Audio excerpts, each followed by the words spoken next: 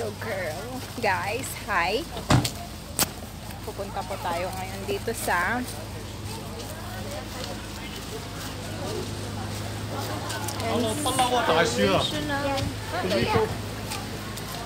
Inspirational Lake. Ito, ang layo na nilakad namin. Sobrang pagod. Layo-layo.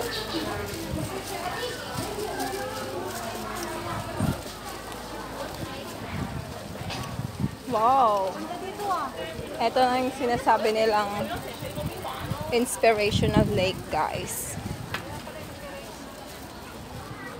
Tignan nyo na. Wow! Ang ganda, guys. Diba? Ang ganda.